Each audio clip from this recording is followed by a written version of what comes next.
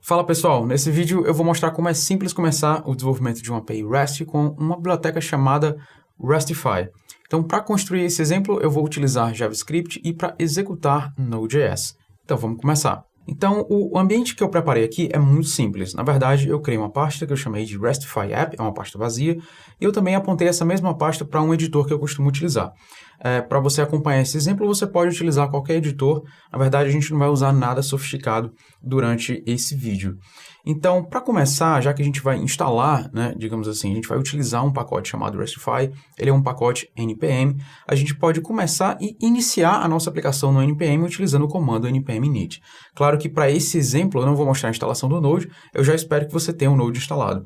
Então, para isso, npm init, eu vou passar um parâmetro chamado "-y", isso vai fazer com que o npm inicialize um arquivo package.json com as opções padrões, no caso ele imprimiu aqui no console, que basicamente ele pega o nome do diretório como o nome da aplicação e coloca alguns outros metadados, como por exemplo a versão, a descrição, considera que o arquivo de entrada dessa nossa aplicação vai ser o index.js, cria uma seção de scripts e outras chamadas keywords, auto e license. Então, vindo aqui no editor, eu tenho o package.json exatamente com aquele conteúdo. Então, feito esse passo, agora a gente pode começar a instalar as dependências desse exemplo. E a primeira dependência que a gente vai instalar é o Restify. A gente vai utilizar o Restify como um servidor, ou seja, a gente vai subir o Restify e a gente vai registrar algumas URLs nele. Na verdade, a gente vai gerenciar alguns recursos, que eu ainda não falei o que é, mas a gente vai começar instalando a dependência e fazendo o primeiro startup com o Restify. Então, voltando aqui ao terminal, para a gente instalar o Restify, a gente pode utilizar um comando chamado install, então npm install, e a gente pode falar o nome do pacote. Se a gente colocar um comando dessa forma, ele vai pegar a última versão disponível no registro público do npm. Ok, dependência instalada. Se a gente voltar aqui no package.json, a gente vai ver uma seção nova chamada dependencies. E a gente vai ver o Restify listado nela.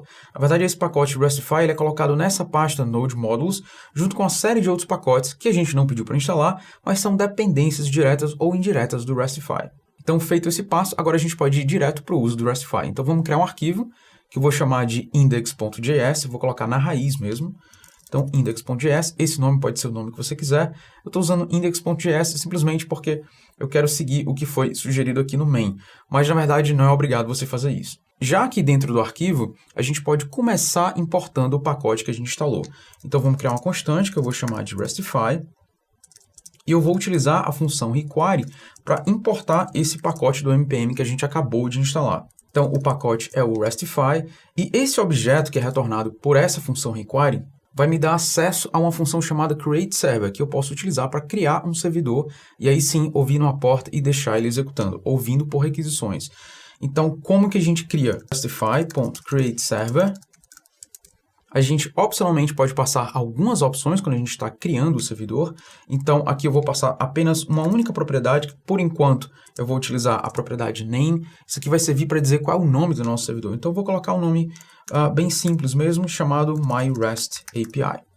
Então, o retorno dessa função eu vou atribuir a uma constante que eu vou chamar de server, e uma vez que a gente criou o servidor, agora a gente pode usar o método listen e indicar uma porta que a gente quer ouvir requisições. Então, server.listen, a gente vai passar a porta que a gente vai querer ouvir, eu vou colocar a porta 3000, e a gente pode passar, opcionalmente, uma função que vai ser chamada assim que essa porta for obtida pelo servidor do Restify, assim que ele conseguir ouvir com sucesso essa porta. Então, aqui a gente pode só colocar uma mensagem no console para dizer que a nossa API está online. Então, eu vou colocar aqui API listening on 3000. Então, esse script é o que a gente precisa para subir o servidor do Restify. O que a gente pode fazer agora, depois de ter criado o index, é voltar no terminal e disparar utilizando o Node. Então, vindo aqui no terminal, eu vou só limpar esse conteúdo. E para disparar essa aplicação, como toda aplicação Node, você pode colocar node espaço index.js, que ele vai executar aquele arquivo. Obviamente, a gente não teve nenhum erro, então a gente viu API listening on e o número da porta. Mas eu quero fazer só uma pequena mudança, na verdade, porque eu não vou utilizar um Node para startar a nossa aplicação. Eu vou utilizar um outro pacote que eu instalei, que é uma ferramenta de linha de comando, chamada Nodemon. Então, eu vou parar isso daqui e eu vou disparar utilizando o Nodemon.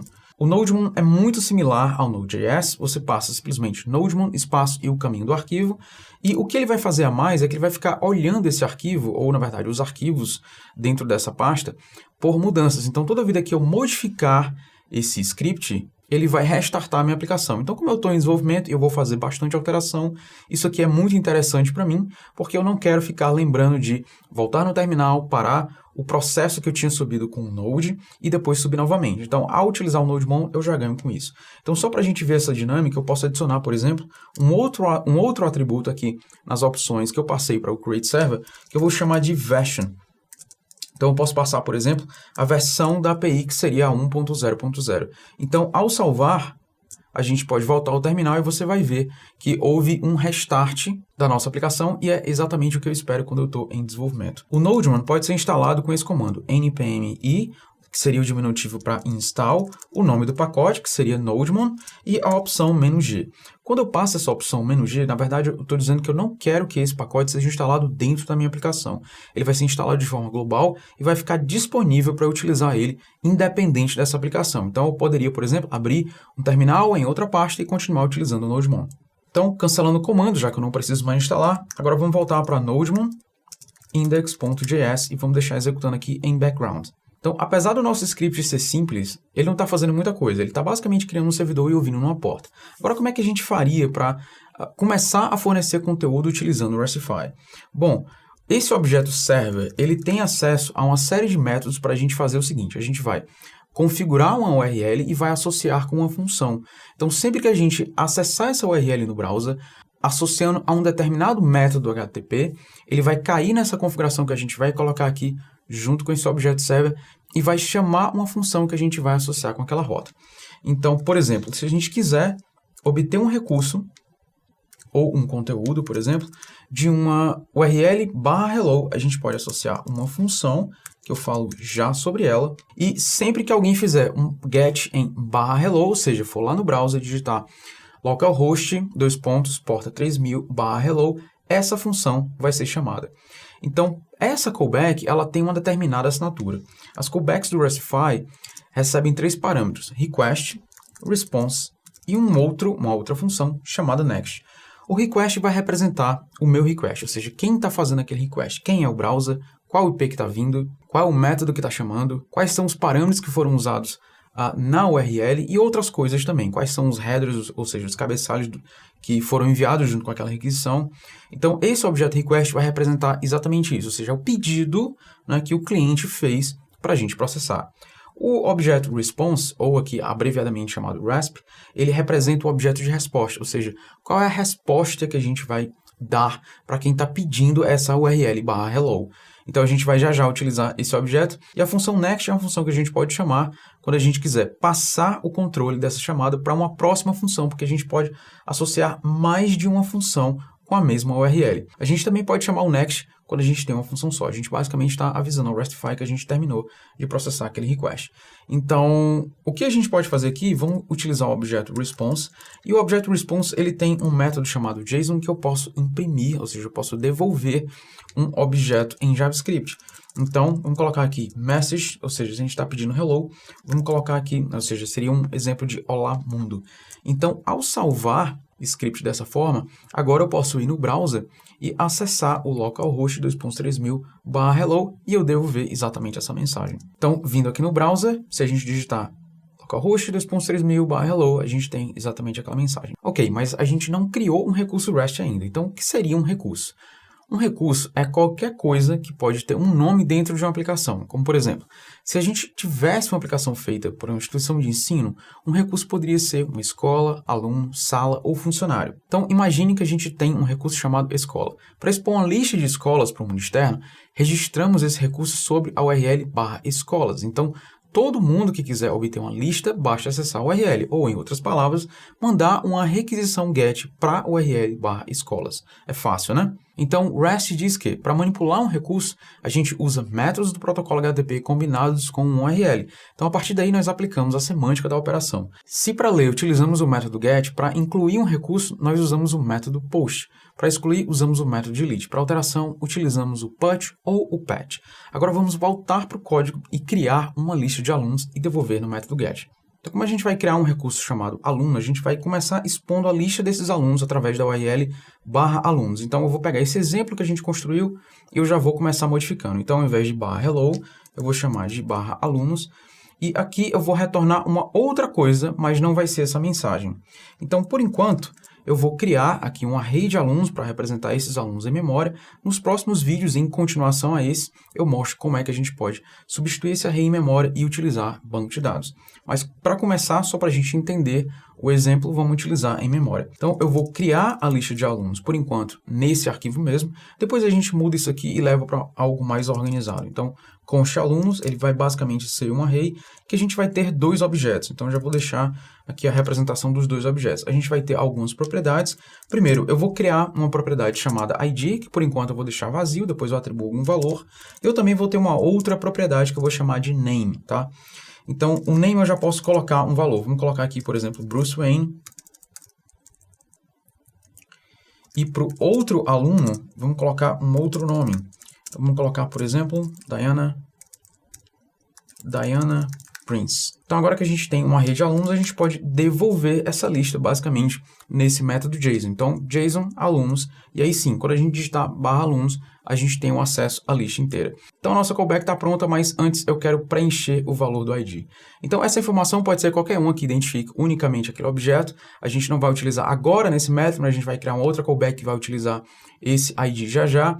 Então, isso aqui poderia ser um número gerado, poderia ser um número inteiro, poderia ser um atributo desse objeto que o identificasse unicamente, poderia ser um CPF, poderia ser um e-mail, mas em geral a gente utiliza um número gerado.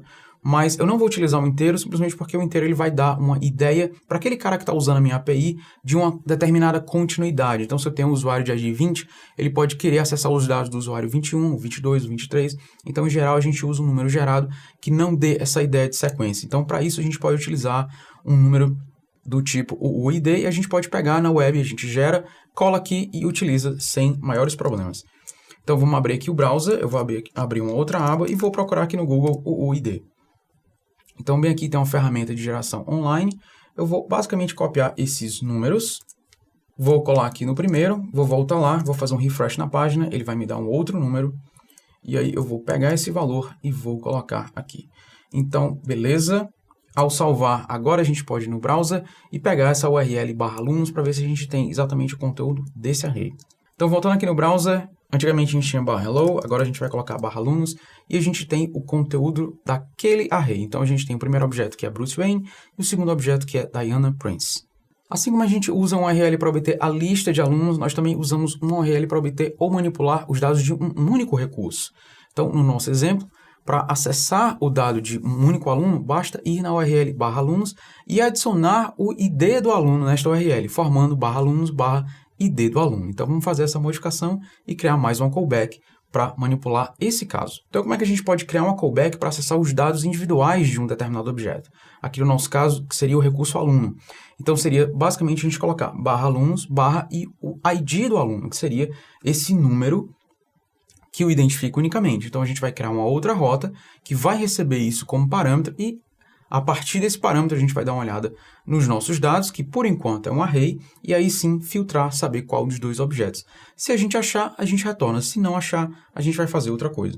Então, a estrutura vai ser muito parecida com essa callback, então eu vou acabar copiando aqui. Então, o Restify, ele permite a gente passar parâmetros também nas nossas rotas. Então, a gente pode colocar /alunos /2.id. Então, 2.id indica que eu estou criando um parâmetro naquela URL de nome ID. Então, o que eu preciso fazer aqui? Primeiro, eu preciso filtrar aquele array baseado no valor desse parâmetro. Então, eu vou criar uma outra constante que eu vou chamar de filtered. Eu vou utilizar o meu array alunos. Vou utilizar o método filter. Então, aqui eu vou passar uma função onde eu vou receber o meu aluno.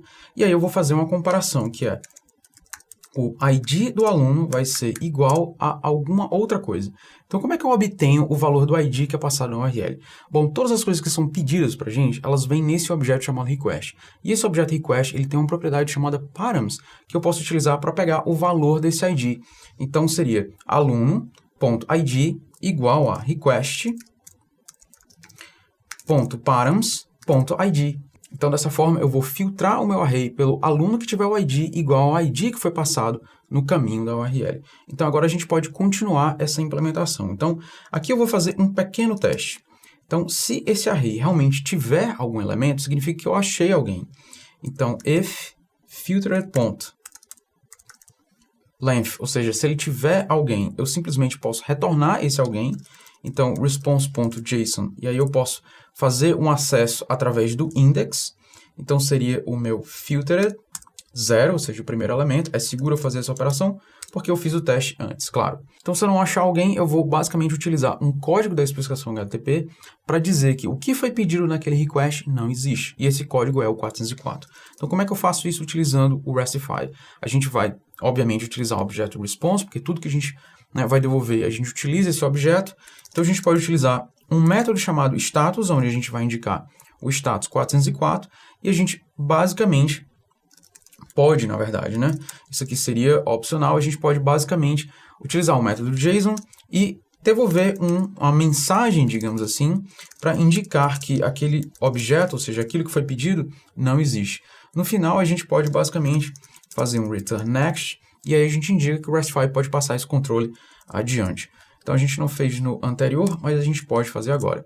Então, agora a gente pode voltar no browser e fazer esse teste para pesquisar um aluno individualmente. Então, voltando aqui no browser, agora eu posso pegar o ID de um aluno e eu basicamente posso colocar no caminho. Então, alunos barra e aquele ID. Então, ao fazer isso, eu tenho exatamente aquele valor. Se eu quiser pegar o outro objeto, eu posso pegar o outro ID,